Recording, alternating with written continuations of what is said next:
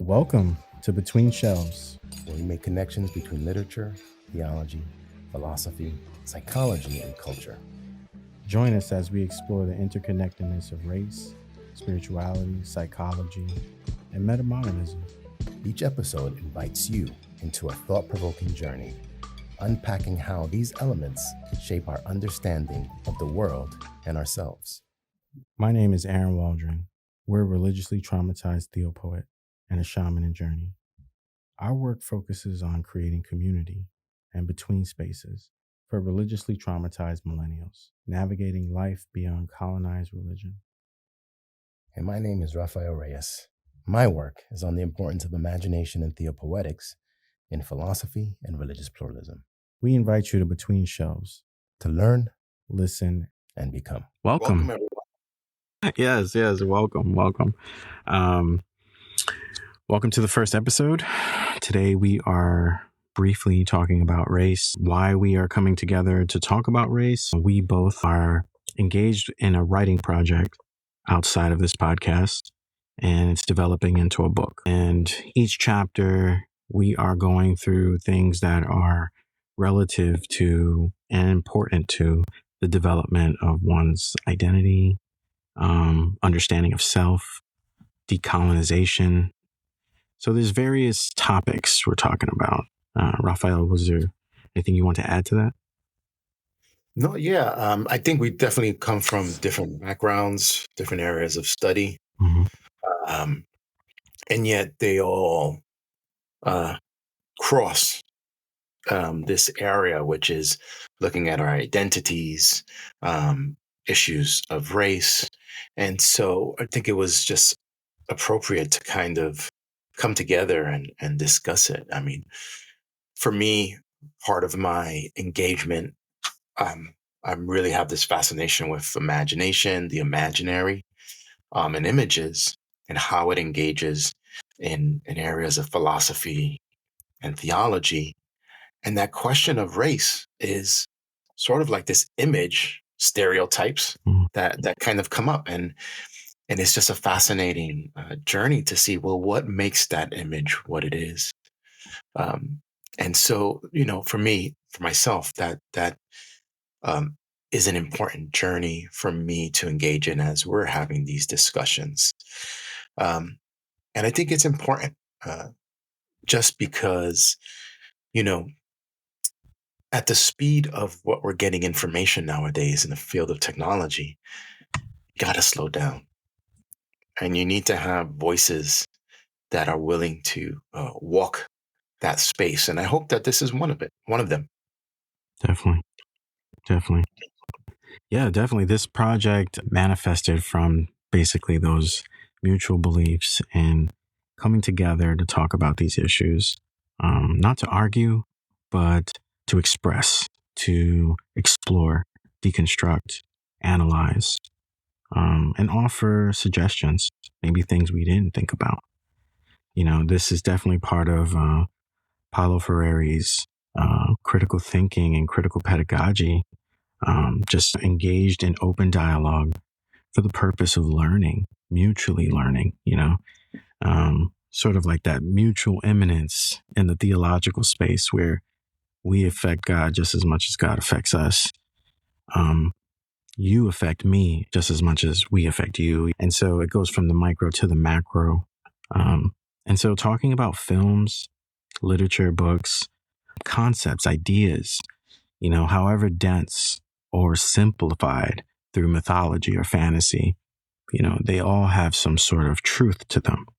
And so we're on a journey to really explore and try to find these truths for ourselves. So today we are talking about race. But before we get into this very complicated topic, we have to kind of start out with some breadcrumbs. In talking about race, how do we understand race already? What are some ideas or patterns, imagery, sounds of race that come to mind when we're thinking, like, say, modern times, postmodern, meta-modern? How have they evolved? How have they changed? How have they been challenged?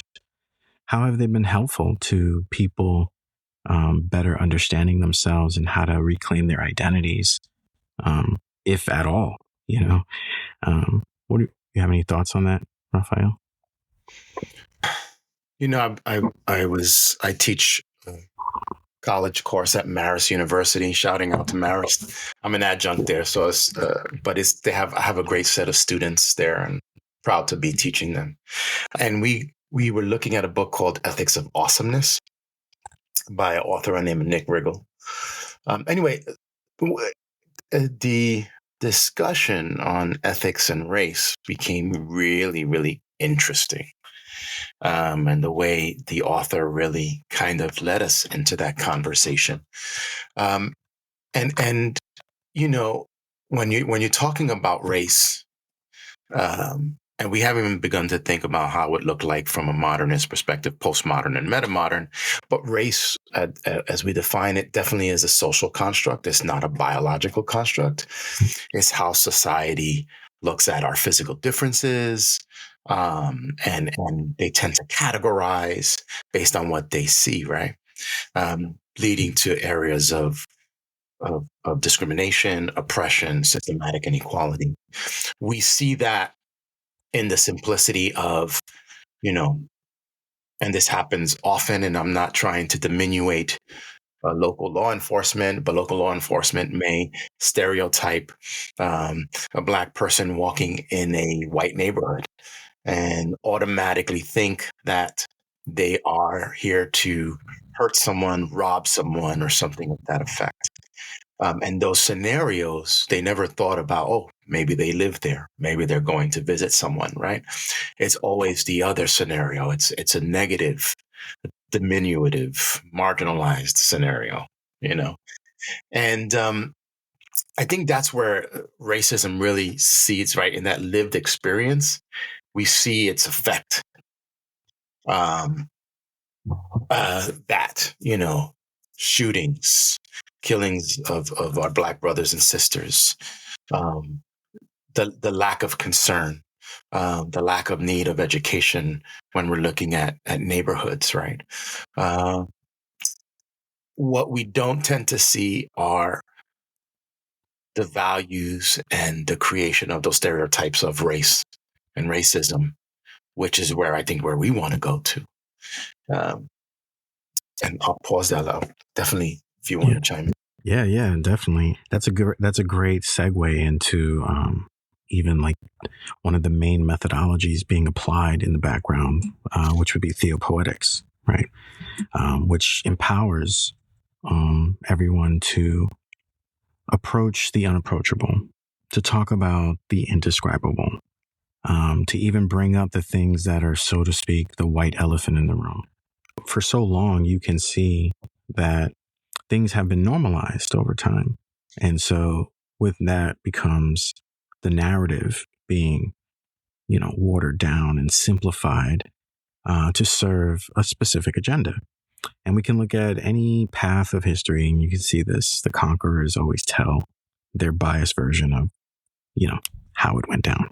And, you know, in some of these retellings of history, we see that there's a perspective that God was behind this, like endorsed this. God was like, this is okay. I want you and these group of people to do this for me, you know? And so like, it's easy to make that like a scapegoat kind of thing. Like you never really deal with accountability of what you've done. Right. And we're linking this directly to like slavery because race does come from this area of life where, you know, here in America, early start of America, slaves were the dominating form of economy, right? Free labor. And so when we look at that and say, how did this happen when we have a Bible, we have stories in this Bible, you know, and we start to see that in history, that Bible was edited and things were cut out specifically to not allow the reader to question things. And so when we see this kind of like tailoring of history and tailoring of religious narratives, it's kind of hard to now understand like how much of what we think we know is truth in the terms of something that can help me become who I really am. And if all I know are lies, then I'm going to become a lie. Right. And so for me, I grew up watching films and loved films, especially the classic films, that come to mind. I think the earliest black and white film that actually had no sound for me was Birth of a Nation, 1915, directed by D.W. Griffith. This film is historically impacting. It's perceived and believed to be sort of the genesis of the Ku Klux Klan, which is a Christian organization, FYI. And this film reinforced, stereotypes, but these stereotypes were very harmful when you think about it. It caused groups of people to hate other groups of people, like to be afraid of particular groups of people based on how they look. This is insane. So they used cinema in this way to get to certain audiences. And, for a long time, we meditated on this and thought about this. Like, who the hell would be watching such a film during that time? Not poor people. From the economy standpoint, it had to be people of wealth, aristocrats at least, that could afford to even be entertained in such a manner to have cinema, to go to the cinema, plays or what have you. And so this film was, the primary audience were people of power and wealth. And to, share these ideas. Go ahead, please. I didn't mean to interject. No. But when you mention that, I mean, there's a marked difference in the film. If we're highlighting this film on Birth of a Nation. Yeah, Birth of a Nation. The original, those that were sort of in the political space were of this wealthy elitist class. And we're holding the elitist class to wealth in particular, and can articulate and can be in these political spaces. But when you look at those who are advocating for the removal of segregation or for freeing of slaves, they're depicted in certain ways as sickly, with these facial features of that they're conniving, and wanting to something more, like some evil. Mm-hmm. And so you see those in mind, and you witness that in the mulatto woman who desired all throughout. She's only desiring wealth and to be famed and things of that nature, and hated when she was told that she had to do things right. And so that depiction, these little nuances in the film that says anyone who's mulatto or who's a slave or black, dark colored, don't desire to work, don't desire to make a great nation. They just desire to just sit around and do nothing and dance and do that all day. So you have these clear frameworks and lines of thinking throughout that film, because it's a silent film, right? You can't speak it, right? So you got to show it. And that for me, it was disturbing. That's a disturbing piece, but marks what you're talking about in these hierarchical spaces of, if you are in line with American thinking, then you're hardworking. That you have education behind you. That you have a sense of honor and duty. When they show the white workers, they show them as blacksmiths and things of that nature. Once again, they particularize where they're working at. Mm-hmm. A blacksmith makes things, right? He makes, whether they're kitchen objects or objects that can be used in the day-to-day. And it's hard, laborious labor, but it's an honorable thing. Slavery, those working in the cotton fields or picking cotton, it's not honorable work. That's why we give it to the slaves. But blacksmithing, it's that precursor to the industrial nation, right? Mm-hmm. Oh, they take that away from us too. These little nuances of things in the film are really kind of marking something that they want to uphold, their framework of thinking, this one way. And this one way is the right way. Mm-hmm. This one way is a noble way. This one way is one that brings you strength. This one way honors the Southern belle and the woman, like we mentioned. And it really places those who are people of color or the Black or the mulatto, because those were the two particular ones, in a negative light, because they're saying they don't want that. They want it without the work. And they want it without doing it nobly. Another instance is when, they're in the political space, and then you had a Black person taking off his boots and putting his feet on the chair. Another one is eating a chicken leg or a turkey leg. All of these things to poke at what this is what the Black person who is in the political space doesn't care about our honor, doesn't care about our heritage. Number one, I would argue that's not true. Of course. But more importantly, it's saying that if you're going to fit in those spaces, you can only do it one way. Mm-hmm. And I think part of the piece we're trying to erase is, well, what does meta-modernism say about it, right? Yes. Kind of want to move into that, because the Birth of a Great Nation is holding to a modernist framework of thinking. Mm-hmm. And that modernist framework of thinking is very particular, right? Yeah. It's this grand narrative that there is only one way. Right. That one way is the divine. It looks Christian. Doesn't look like anything else. Nope. So it has this universalist framework. It has this idea that you need to be lifted up to be able to see things. Mm-hmm. So you see that in the film. I kind of want to show how that gets depicted in the film. The Black slave in the household honors the white man and fights for the white man because they got it right. Mm-hmm. They've been lifted up.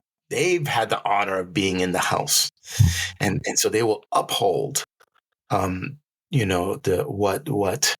the privileged, the white slave owner can do. Yeah. And will push back against the marginalized voices. So, the film introduces that framework of thinking of modernism, modernist frameworks, about this grand narrative that the Ku Klux Klan is lifting up this meta narrative that is very European, that's very, falls what they would call into the pure. They're white, but it's actually this pure, this Aryan race. Yeah. Holy. Of course. Holding to the traditions. Chosen people. The chosen people, yeah. And Hey there, listeners. Dr. Waldron here. If you're enjoying the deep dives in today's conversation, we've got something that might interest you. Throughout this podcast, we mention a variety of books that align with various themes, concepts, ideas, as well as theopoetic, symbolism. Whether we're talking about meta-modernism, psychology, spirituality, film, or even philosophy, By using the Amazon affiliate links we've provided in the episode description, not only can you get your hands on these books quickly and easily, but you'll also be supporting this podcast project at no extra cost to you. It's simple. It's a really simple way to show your support and help us continue bringing thoughtful, enriching content your way. So the next time you're curious about a book we discuss, click the link in the show notes or in the description. And thank you for helping us keep this journey going. With that said, let's get back to the dialogue. As I keep telling you, the film was disturbing for me. I'm glad I watched it, Yeah. but it was rough. To think that the framework of thinking, which doesn't honor the other, is rough. Yeah. That's the only word I can think of.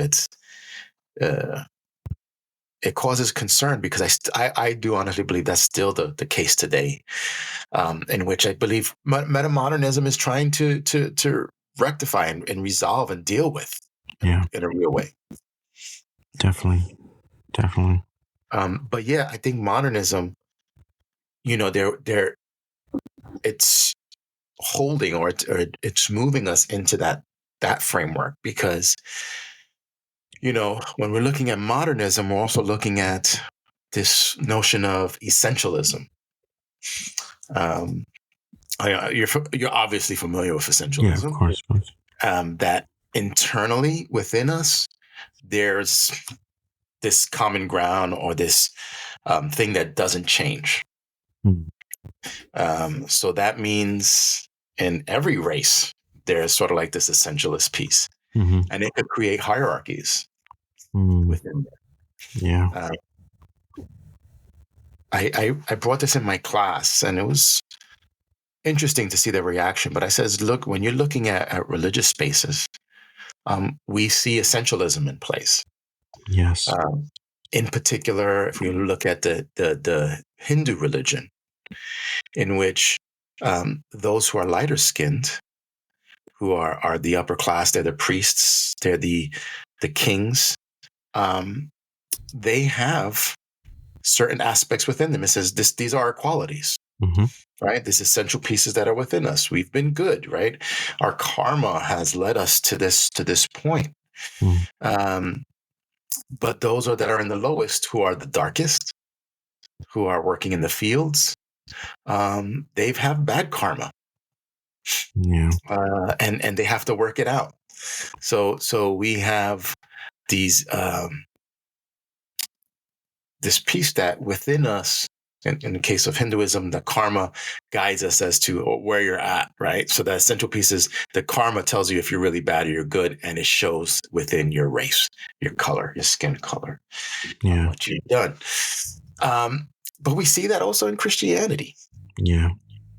It doesn't look exactly the same, but no, it yes, it's there. Like Hinduism has a caste system that kind of helps it structuralize its thoughts.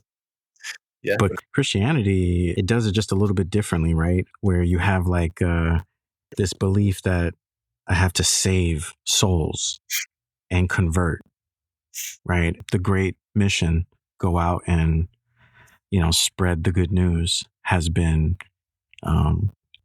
translated or interpreted to mean you need to go out and make followers and believers, convert people over to the way, right? And when you do that, you are definitely saying that everyone comes from God, but not everyone's in God's grace. And so in order to convert them, to save them, to be in God's grace, like you know God's grace so well that you have to now make it your duty to go bring people over to your side. I'm not saying this is like 100% wrong, because we see fragments of this in other things too. But we see how it becomes harmful and problematic when they start using ideas and structures and terms that then develop into doctrine, which are like law-abiding beliefs that you do not question. You don't question how gravity works. You just know it works, right? Doctrine kind of is like that, where you don't question it. You just know based on faith that these are real and this is true, and you just go about your day. But then when spaces like this emerge and arise, we start questioning these principles, these ideas. We challenge them. We push back a little bit and saying, isn't this a little outdated now that we have more information? Why hasn't this been updated? Right? And because it hasn't been updated, there's no ripple effect of healing. There's no ripple effect of accountability. There's no ripple effect of we're still under development. Interesting enough, really quick, in my dissertation, we wrote about and talked about how theopoetically the church in America has become very constantly stable. Like it's just absolutely in one place. It shouldn't move. It shouldn't change. It shouldn't go under any development. And this idea that the church is so perfect, the symbol of the church is so perfect, it represents God. It makes us then think, is the God that I believe in or we believe in, an absolute, perfect, finite God that has no errors whatsoever? It does not change. Even though new data is being presented every moment, you mean to tell me that God just is not affected by these changes at all? Like, so it just doesn't have to change with us? And so it got me thinking. I went down this whole rabbit hole of just, maybe this is not for me. Maybe we need something else that helps us understand how a living, organic, mutual eminent God is at play. Because for me, looking in the Bible and the way it's been interpreted most times, it doesn't seem like that God fits into this newfound belief structure, this more open, developing, underdevelopment process, because everything's moving. So if this thing is not moving, what do you think is going to happen? The essentialism is tricky though, right? Because go ahead. Yeah. No, you bring up something very fascinating because you're tying in sort of the evangelistic movement framework of Christianity as an essential part of its livelihood, right? Its existence. And you're right. The most unique aspect of Christianity is its evangelical fervor. Judaism didn't have it at the time. Roman pagan religions did not have it at the time. Christianity, in its particularity, what makes it unique as a religious movement is their evangelistic, mission-based movement that maintains itself historically in different ways, and what makes it nuanced, right? And I would argue is what also makes it fall in line so well with Roman Empire and its evangelistic growth or its growth, right? As a framework of thinking, as it's taking over land, its growth and taking over land, that continues from Roman Empire to European Christendom, and then still permeates into the Western hemisphere of the United States and continues that type of evangelism is a key component, and I think it's one of the most destructive parts, because that is where we get our problems of that requires, like the decolonization, post-colonization, where we get colonization from, right? When we're looking at, let's say, Latin America, and you have the Catholic Church coming in, but it's not the Catholic Church, it's actually the empire that comes in, right? You use the church to redefine symbols, redefine values for this cultural group, and the cultural group thus loses value, loses symbols and who they are, which then requires that sort of decolonization or post-colonization because, hey, I've lost my values. I don't even know what they were. Yep. And I kind of have to say, okay, be aware of it and say, we can't do this anymore because I know this is not me. This is Spain. This is Europe. This is Turkey and whatever. So when we're looking at that, this question of essentialism, evangelicalism is essential to Christianity. That's so You don't have true. Christianity if you don't have evangelicalism. Yep. But then that creates, I'm not saying Christianity creates it, I'm just saying this question of essentialism hmm could almost say it creates the problem of race.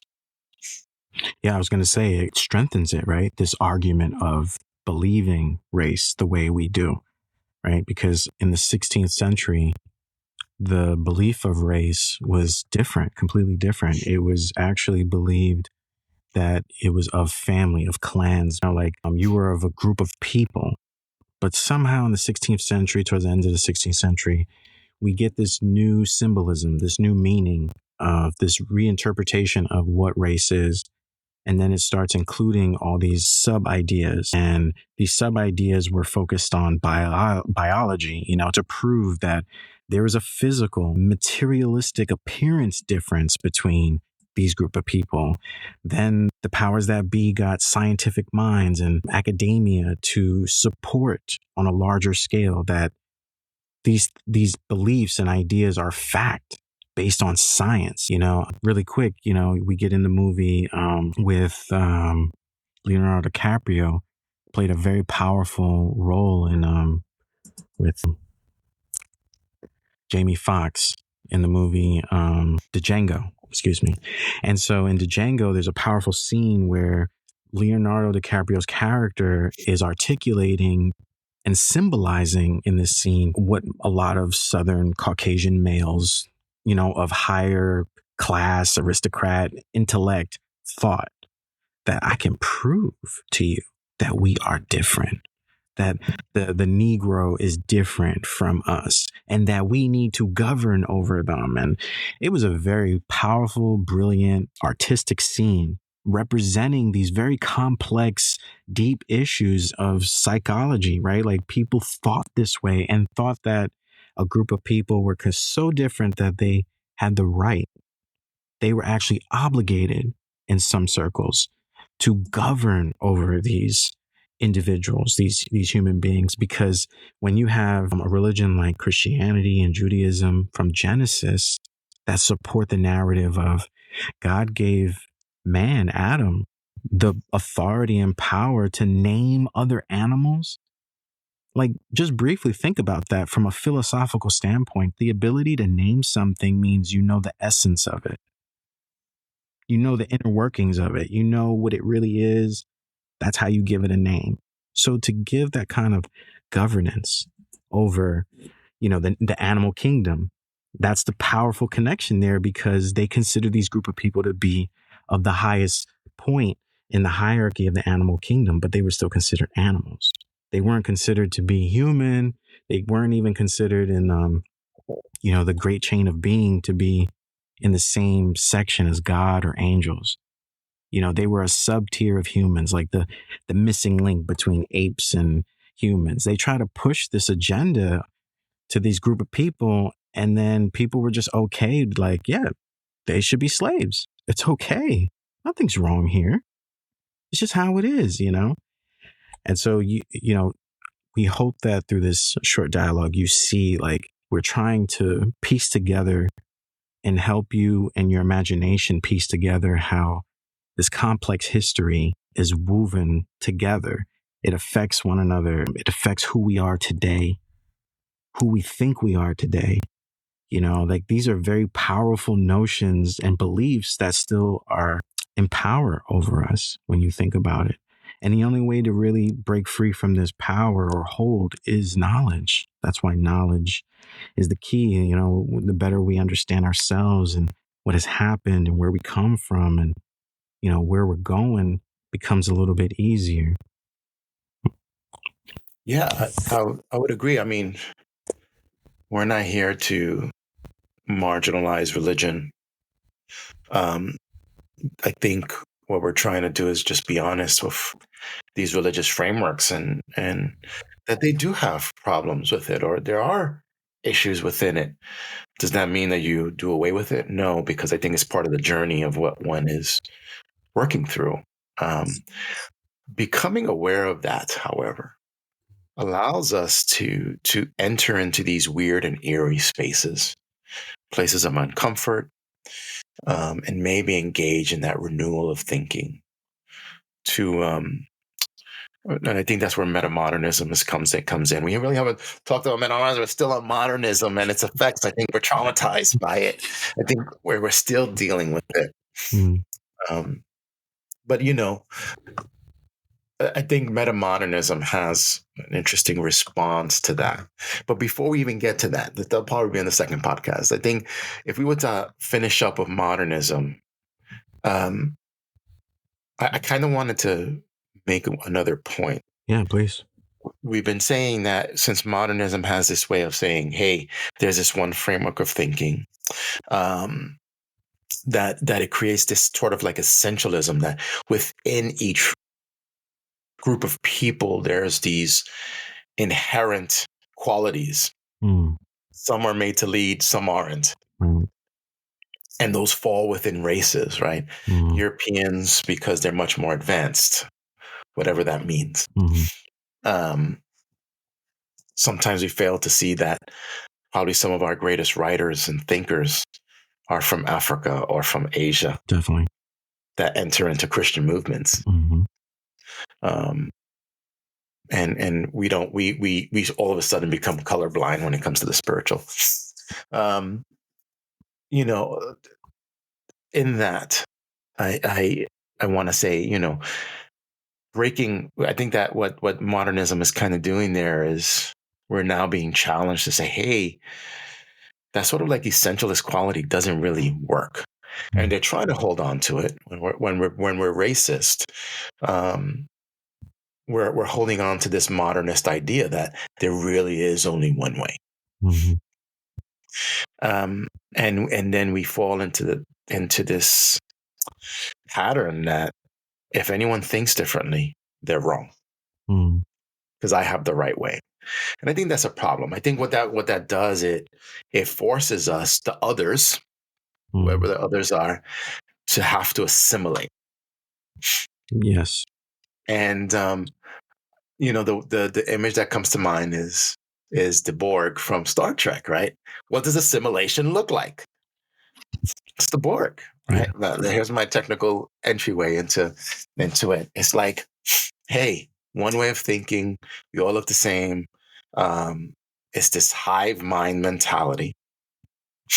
And that's great because one thing happens, everyone is automatically attuned to it and resolves it. Mm-hmm. That may seem like a good thing, because the Borg really like, this is great, but those outside of it who may be free thinkers or have these other frameworks of thinking are like really, really scared. Really, really scared. I want to throw in because it came to my mind, and I remember there's a reading in Calvin, John Calvin, and he goes, and I'm paraphrasing this. I'd have to look at the text, but he goes, we have to get to the point of saying that God's way is the right way. And he goes, God doesn't force that on you. You will eventually come to the mind of it. That's assimilation to me. That's the slow down progression that this is the only way. There is no other choice. And that's what happened with the Borg. They beat you down. They slow, there's that slow. It's and if you were to look at the way Star Trek handles it, it's like the ship is getting closer. I'm doing everything in my technology and might to break away from it. But it's slowly progressing, and it's learning, and it's making its own changes. And it comes, it overwhelms. And this is what it does. I take what is most valuable of yours and I take it into mine. But my hive thinking and the essentialist qualities, which is the thought patterns and everything from it, remain the same. I'm just going to make sure I take what's best of yours and add it to mine so then I can continue to attack or assimilate your kind more easily. Mm. That is the problem of modernity and what is known as this dialectical way of thinking. Mm. My critique of dialectics is that, hey, I have this one idea, here's another idea, and then we have a synthesis. But what it hides is that we're still thinking on the first idea. I swallow up the second idea, take what's best of it, and keep going. Mm. Assimilation. And that's something you got to be careful with dialectical thinking. The hope is that it's more a 50-50, but that's not usually the case. It's not usually the case. So I think in modernity, we have to challenge that framework of thinking. And I think that's why it's problematic even in religious circles and why race becomes an issue for society as a whole. Because when you have this religious framework of thinking, right, which is the divine is the only way, that this framework of thinking is the only way, it's really easy to just put that and say, then certain racial groups have hierarchies because they don't know the way and we got to bring them to the way. Mm. But I will always have something over them. Always have something over them. Yeah, and that's troubling. Yeah, very. It makes me think of Columbus's diary. Mm. And this is an interesting document. It's public now, but when he came across the early Taínos, he had very specific things to say about them, that made us think. Because Columbus, no disrespect to him, but he represented theopoetically the crown, right? Of Spain, I believe, right? And so at that time, like the crown represented these individuals we're talking about that believe there's one way of doing things, right? And Columbus and his arrival to, which is considered now Puerto Rico, or that area, right? He started exploring and he came in contact with Taínos who were a different group of people that he had never come across. And it was just interesting, the things that he had to say about them. And just to paraphrase, the things that stood out to me the most was he said that they were very simple people, very simple-minded people. He also had a priest that was on his expedition with him. And that priest, to me again, represents theopoetically the church, right? The Vatican, Catholicism, and how when they arrived in, integrated with these people and shared meals and shelter with them, they had these opinions about them, about the Taino people, that were very much the feeling of these people are beneath us. They're like 5-year-old children. They're not that smart. And we need to take care of them. Like this immediate, natural feeling that we need to make them better. We need to give them our way, and going back to what you said earlier in the discussion, completely just wiping out our beliefs, our culture, our identities, symbols, even our theology, because it wasn't even considered that they had a notion of God, that they were praising and worshiping like skulls and things of that nature. So in layman's terms, the priest and the church didn't understand spirituality in an indigenous way. So they just discarded it and said, no, this is God. And, you have to read the Bible and you have to dress a certain way. And this assimilation, Yes. that is a killing of a people. We're not just talking about people taking on new ideas. We're talking about people completely being disattached from who they were. And then structures that are in power perpetuate this gap, this disconnection, never allowing us to have a moment to, go back and, preserve anything that was significant, because everything was considered insignificant and primitive and beneath and all this, And so like that, it's very horrific, to think about these things like this. in one aspect, people look at religion like Christianity and say, it saved me, it helped me, and honestly, I'm glad for them. I'm happy for them. And I'm not saying that whatever they experienced is not real. What I'm saying is, on a larger capacity, these symbols and meanings are hurting people in a way that has been manipulated through, beliefs and structures and ideas that are not our own. They're alien to us. So if anything, I'm into the sci-fi as well, and I like this whole new aspect of horror these days with fungi. Imagine fungi or some parasite gets in your body and attaches itself to your brain, and you don't even know, it's there and it's in control of you and it's living off of you and all this stuff. And I think about stuff like that, and I'm just like, that reminds me of the very thing we're talking about, right? These ideas latch themselves to our brain and our mind like a parasite, and we don't know that it's there. We don't know that something needs to be done. And so it grows like a cancer or a tumor until it becomes life-threatening. Gauss Deleuze, my mentor probably kill me because I'm saying his name wrong, calls that the image of thought, right? A thought that gets solidified to an image, so that when you hear the word, let's say, cross, this is an example, what we get is this unfolding of words, terms, concepts that just get laid out, right? This concretized image. And I think that's what you're alluding to, because when you have something that's controlling you, it's already given you the way of framework of thinking, and so on and so forth, so that's how you do it. And then you just move on from there. That's why he calls image. So he thought that was a problem. He always felt that was an issue, and figured out other ways in which the imagination, the imaginary, and how it creates images are meant to be more dynamic.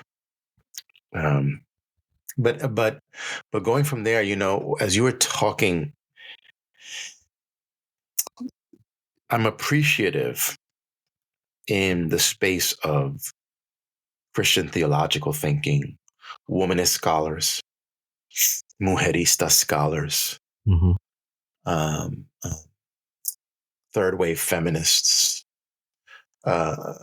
Latin liberation scholars, post-colonialists, decolonialists, acolonialists, thinkers, because what they're trying to do is they're not trying to reconcile what we see as this progression of European thought,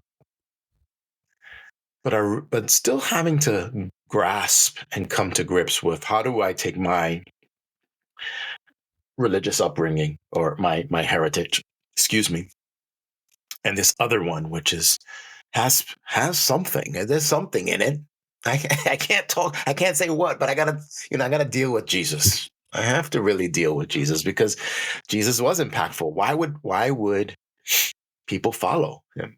So there's an impact. The same thing we have to ask about Muhammad. The same thing we have to ask about the Bab and Abdul Baha. The same reason why we look at Mahatma Gandhi and so on and so forth. There's something about it, right? These shamans, if you will, because they're saying something. So, and so you have these thinkers that are challenging our framework of thinking. I'm familiar. I'm remembering Dwight D. Hopkins' book, where he tries to reconcile African religion and the spirits as essential for part of our upbringing, right? Because we still got to deal with the trickster spirit and this other spirit, and how does that combine with Christianity? What does that look like? Or Dolores Williams and her understanding of Jesus, the cross, and its relation to Black history, right, or slavery, and its upbringing, and what it's done to Black men, and the call of Black women in the midst of this, right? Sisters in the Wilderness is one of her main texts. looking at Mitzi J. Smith, who's a womanist theologian right now, and she's phenomenal, rethinking that. She's truly if I were to argue, a meta-modern thinker on that, who critiques and deconstructs, but is reconstructing. Mm. And I think that's a call that what this is what we're seeing, right? This really trying to change Christianity, because the beauty that we see in the traditions, what's behind it is so ugly. And that's what you're alluding to when we're looking at colonization, things of that nature. Behind it is there's some events that are problematic, but there's a beauty to it too. There's that tough part. There's a beauty in Catholicism. There's a beauty in Eastern Orthodox that we cannot deny. Maybe it's because of the mystery that it upholds. But with it, we have Reformation. With it, Yes. we have Catholicism's pairing with empire. Mhm. With it, we have Eastern Orthodoxy pairing with the state, and not really having power over it to deal with it. Yeah. And really briefly, we have this really interesting construction of power and authority when we're looking at Charlemagne, who really, he was pivotal in Christian history as he does European Christendom, right? He really Right.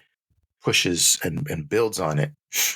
But the depiction, one of the pictures, is where he's the way it goes is that they call and make him the Roman emperor.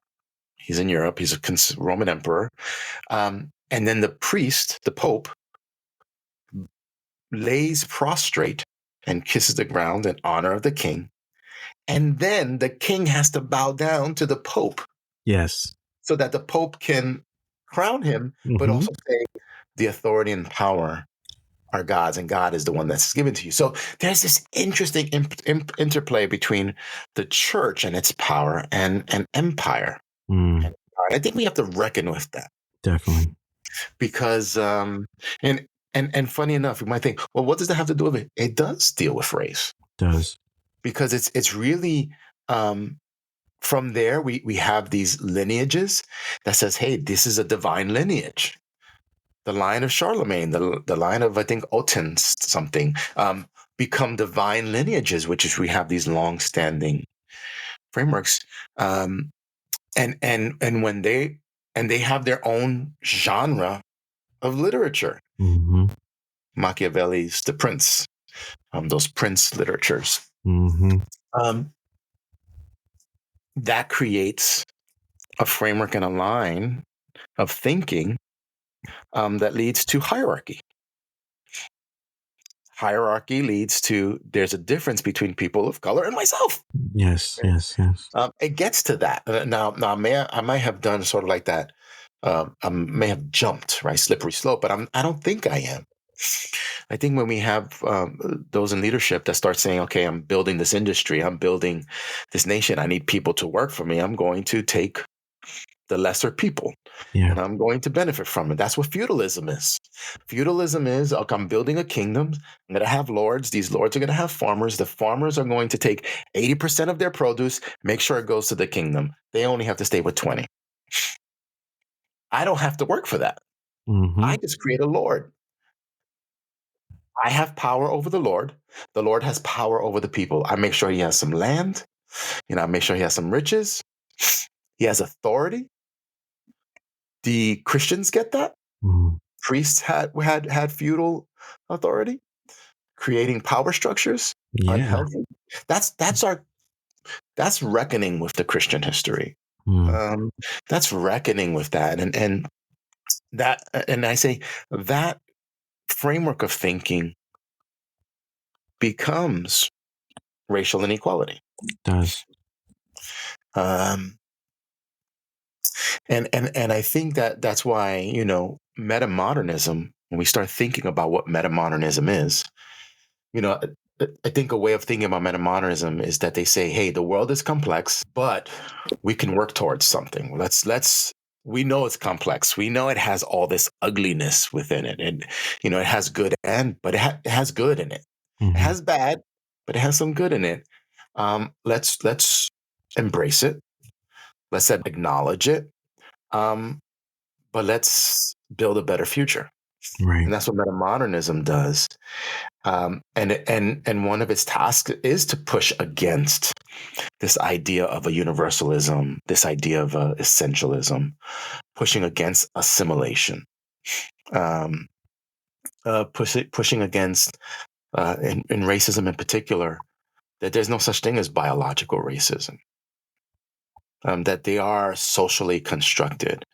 And I think that's where meta-modernism is an interesting turn. It is a wokeness, if you will. Yeah, it is. It is. This has been an amazing dialogue. We have to wrap it up here. If you like what we have been talking about, you're interested in continuing this journey with us, please look forward to episode 2.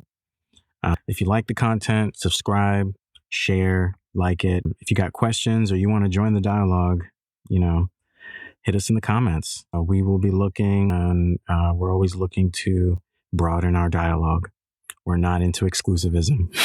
We haven't made that clear already. But yeah, anything else you want to close out with?